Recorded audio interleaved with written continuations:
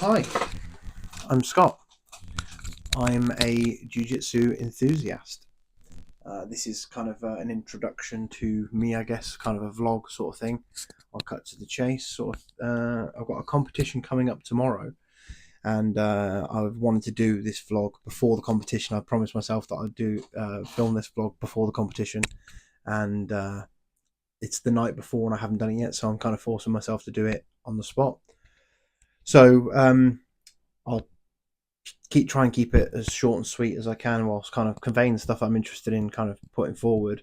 Um, so I got interested in mixed martial arts a few years ago and started watching UFC cards throughout the late nights on a Saturday, staying up all night, and I kind of got to a point where I realised I needed a change in my life. I am still overweight, sweaty, out of shape, and I needed to make a change. So I decided the best way for me to do that is to do it through something that's like that I'm already fixated on, and through watching MMA, every time I watch, I just feel like, oh god, I want to participate.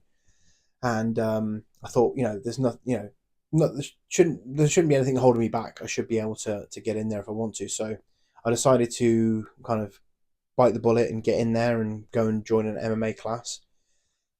Very quickly realized that MMA, mixed martial arts, is more about the mixing of the martial arts than it is about foundational skills in any one art. So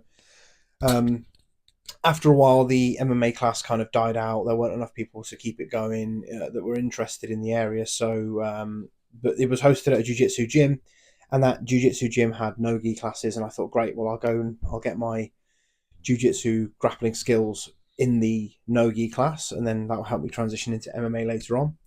And so not too long after I started there, I entered a jiu-jitsu competition reorg, just to kind of get a taste for competition and competing and what it would be like. And that was a great day, a lot of fun. I had one match and got my ass kicked. Kind of was on the feet for quite a long time. Eventually went to the ground, got tapped out with a Kimura above my head or something.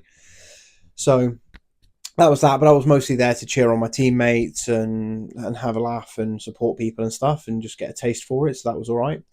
Come the end of the year, 2023, a lot of the people that I was training with, I could see that there was a kind of a tight knit community in the traditional Brazilian Jiu Jitsu in the gi, and some of the guys there would kind of talk to me on the car park or in the locker room, sort of like telling me, yeah, gi's worth it. Like it's fun, like participate in the gi. You don't have to stay just in the no gi, and seems like where the community is focused. So I was like, okay, I'll do it. So I got myself a gi. I participated in a seminar sort of October time, I think it was, just after I bought the gi, but I didn't really start doing the classes. And then come January time, I thought, right, that's it. And at the start of a new year, I'm really going to commit to gi and try and get better. So I jumped in first week of January, and I fell in love with it, as a lot of people do.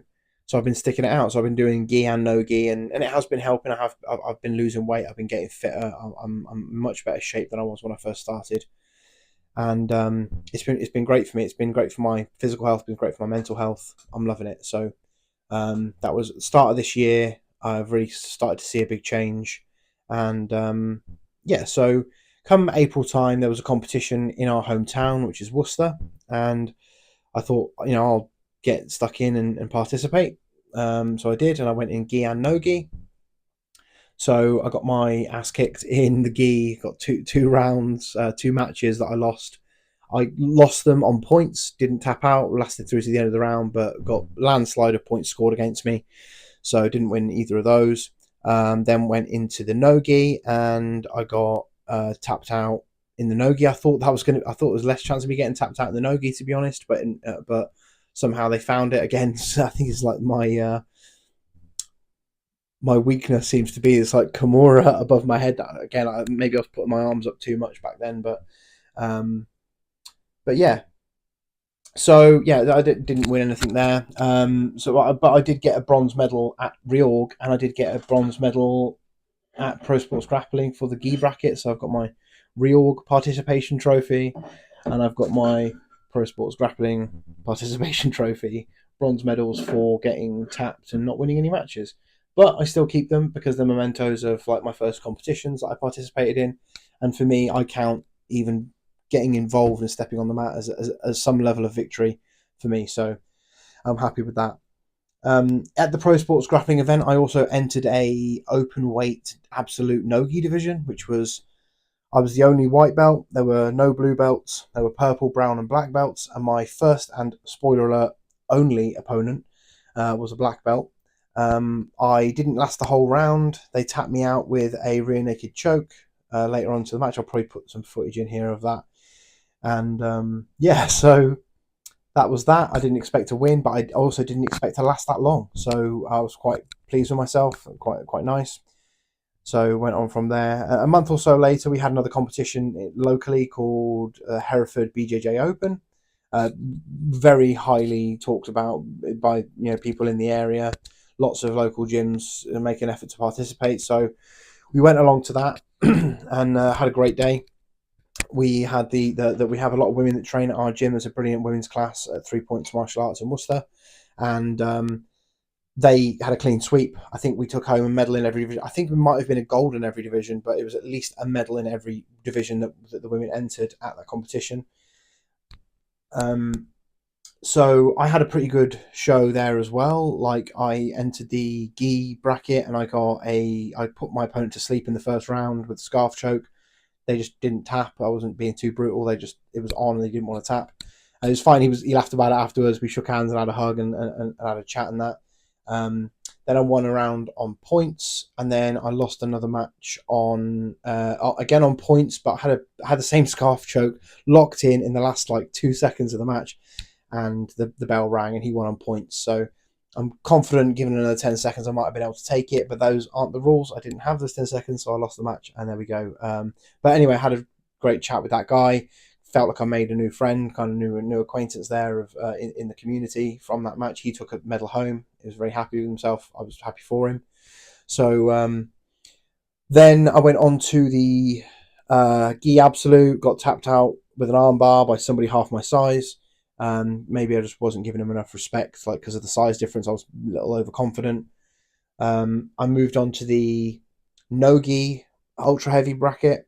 And I got a win on points, and then I got a win by omoplata, which I was very happy with. It was actually the women's coach, Emily, had been giving me advice on the finishing mechanics of that, and that came into play in the match, and she was there coaching. So as soon as it happened, I went over. I was like, I did it! I got an omoplata. So I was very happy with myself. A move that I've been drilling and practicing and trying to pull off in sparring in the gym, and managed to do it in competition. So I was very happy with myself. I was then in the match for the gold medal. Didn't win that one. Bit of a boring match. On the feet for most of it. Went to the ground. We got penalised for for being on the feet. We got warnings for being on the feet for too long. Eventually went to the ground. He got on top and just stayed there the rest of the match. I couldn't get him off, and he couldn't submit me, so we just kind of stalemated. But he scored the points for getting the dominant position. So that was that match done. So I got silver in that bracket. So here we go. I've got my little silver medal here. Very cool medal from Hereford Open. See that nicely there, the bull medal. I'm very happy with that. Like personally, I'm very pleased with myself for getting any wins at all in the competition. To have 4 wins in one day was huge for me, considering that I hadn't won a match in a competition previously, and then to take home a medal was massive for me. It was a huge boost to my confidence. Then I entered the Nogi Absolute, where I got matched up with one of my teammates, one of my very highly valued training partners, Ricardo. Similar kind of size, strength, skill, approach, everything. We're a very good match for each other. We have been since we met. So we trained a lot in the gym. So we weren't taking it very seriously. We were joking around, like, making jokes on the mat and stuff. He caught me in a guillotine, which he does. He catches me in guillotines in the gym all the time, so I should have known better, but I didn't, and he got it, and that's that. He actually got me in the guillotine like 2 days ago again. So, like, it's just like rubbing it in, I suppose. But anyway, that was great. So he went home with a medal. I think he ended up third or second place in the Nogi Absolute there. So, like, basically everyone on our crew that went there and participated that day took a medal home. Like, from every division that we entered. So that, well, sorry, not every division that we entered. Everyone who participated took a medal home of some description. So all of us were buzzing. We had a great day. So that's that. Yeah, and then so Pro Sports Grappling, we're coming back to Worcester in September, and that got cancelled due to low numbers, like low attendance. And that's fair enough. Like, it's better that they cancel it than run a lackluster event and affect the chances of them coming back again in future. So they are coming back again in April. And I pivoted and I signed up for Role Models 25, which is in Stoke-on-Trent. We had a few people from the gym going, so I've kind of hitched a lift with the coaches that are going up there. So I'm looking forward to that. Probably going to be my last competition of this year, apart from kind of in-house stuff at the gym that's for fun. Like, we're doing a little something called Quintmas, like a quintet event, like 5 versus 5 jiu-jitsu competition, like, team pick and sending the guy from your team sort of thing. So I'm looking forward to that. But this is the last like competition of the year. And on that note, I mean, I'm at my 4th stripe on my white belt now. So with a 6-month gap between now and the next competition season coming around, there's a good chance that I might get my blue belt between now and then. So this could be my last chance to compete at white belt. So had a bit of a cold earlier on this week, and I was worried that if it got better, if I got a sore throat, that sort of thing, that I wouldn't be competing this Sunday. But luckily, it was just a sniffly nose. It's kind of gone away. Got no symptoms now. The night before, I'm feeling fresh. I'm feeling ready to go. So I'm pretty confident that I'm going to go tomorrow, and feeling rested. So yeah, so I'm excited, and going to give it my best. Going to hope, like I say, this could be my last competition at white belt. It's definitely the last competition of the year. So I'm going to go in and just try and give it my all, give my best show that I can. Hopefully, it'd be nice to have like a logical progression. Like, I had 2 competitions where I didn't really get anything at all, didn't get any victories. Then I came home with the silver.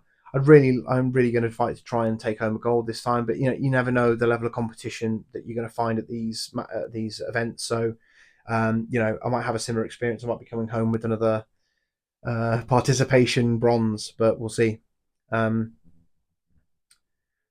Yeah, so that's pretty much it. That's where I'm at with my kind of progress so far. Every competition I've entered up until this point, I've come home with a better understanding of like where the holes in my game are and where I need improvement. And every single coach at the gym at one time or another has given me a tool or pointed me in the direction of some competitor that's got like a style that's going to play well for me. And I've picked up so many good tricks. We've had like seminars at the gym. We had a seminar from Owen Livesey just after my last competition, where I felt that I had a hole, like that stand up was kind of the big hole in my game. And after Owen Livesey seminar, like that made a huge impact to my stand up game, and I've improved. That's been my focus in and outside of the gym, like in my studying of jiu-jitsu since then. So I've been studying Michael Pixley, which one of my coaches pointed me towards, and it's made a huge difference to my game. Like, so I'm with the success that I've been having with stand up in the last month or so compared to previously.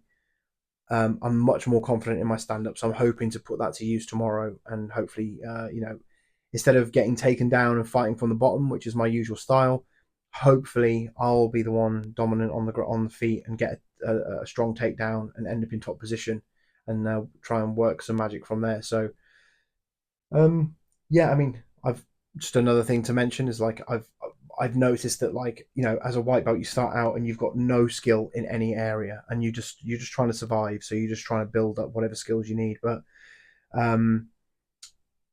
you build up the skill, you build up that one, but then it kind of highlights the areas where you're still weak. And I think that one of the things at the moment that I'm confident in is like the area that I'm lacking skills in at the moment is my guard passing and guard retention.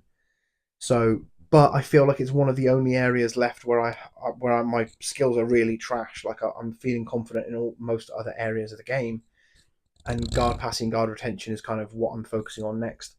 Obviously, with heavier guys, I'm in the ultra heavyweight division, and I don't see myself getting down into the lighter weights at all. I'm like 6'4", and I'm quite heavy set, so I'm probably going to be in the ultra heavyweight division for the foreseeable future. it's very hard to retain guard against someone that's £240 trying to fall on top of you.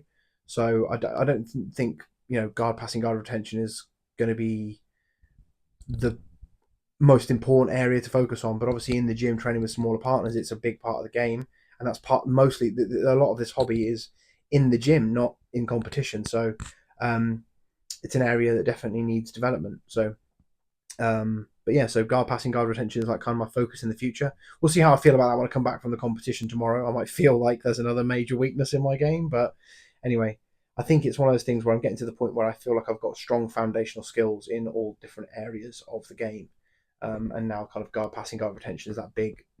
That's kind of like the next mountain to climb, but that's fine. That's what the hobby's about. So anyway, very happy, very satisfied with how things have gone so far. I've got bright outlook into the future for my, I say jujitsu. I want to say jujitsu career. I don't mean career. I mean like, as in, my participation in the sport is looking bright. I really feel it's something I'm going to be sticking at for a long time, and yeah, confident for tomorrow. Anyway, we'll see how I feel after the fact. Thanks for listening. If you've listened this far, I appreciate it. You had no reason to really, but I do appreciate anyone who's interested in hearing about my story and where I'm going and what's happened so far. So thank you very much.